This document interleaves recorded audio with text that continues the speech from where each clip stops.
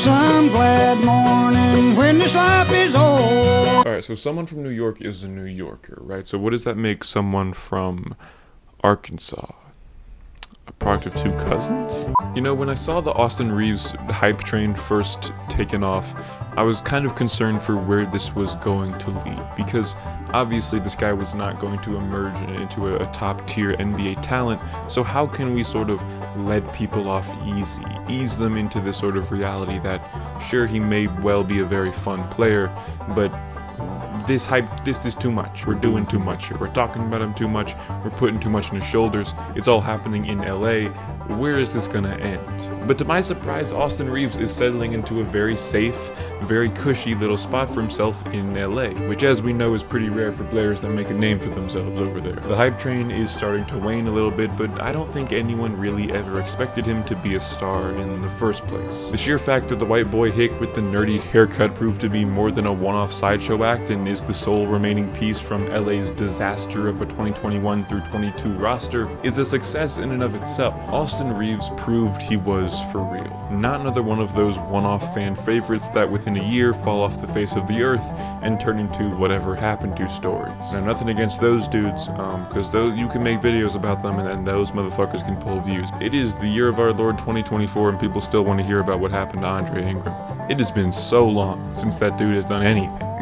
I'm recording, right? I better fucking be. I am. Let's go. Then in 2023, he proved that he was indeed him in the playoffs. Then he balled out for Team USA that summer, somehow becoming their second leading scorer over names like Jalen Brunson, Paolo Banchero, Tyrese Halliburton, and Brandon Ingram, and kind of just came into this season keeping that momentum alive. Now, it wasn't an outburst season by any means, but he can be relied on in the instances where LeBron decides to give him the rock, or just when he out and out decides to take a step away from the play and simply let Reaves create some offense for himself, which he is nowadays perfectly capable of doing. He shows sparks of stardom. He's a confident shooter with some of the best range in the league, and from time to time will hit defenders with a ridiculous street ball-esque highlight that'll get all of Staples Center oohing and eyeing. And yes, we're still calling it that. Okay. But he never really ever shows quite enough for conversations about his star potential to really get out of control, if they really ever get serious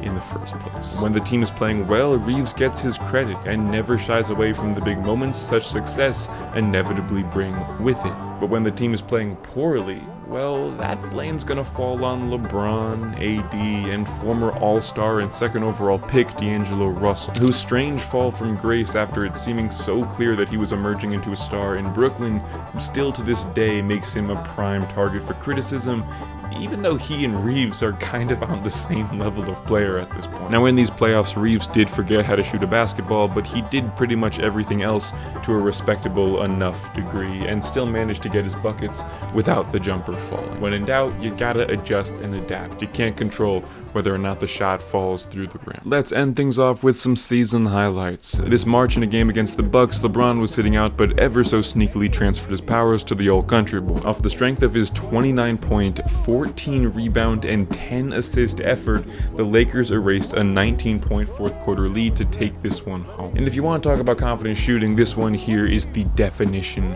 of that. But hey, what is an AR-15 supposed to do but shoot? Hey look, it's a new day. I had more to say. There are more Austin Reaves highlights, okay? I don't make the rules. So let's talk about that 32-point outburst from the man this February that propelled the LA Lakers past the Celtics in a victory that was as hard-fought as it was unlikely. The man knocked down 7 triples to secure this victory against the top defense in the league, most of them coming in crunch time from well beyond the arc.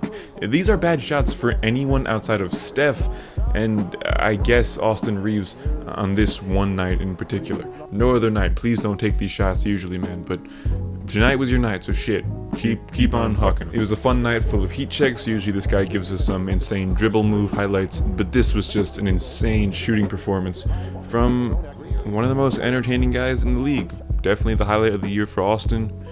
Next player, thank you.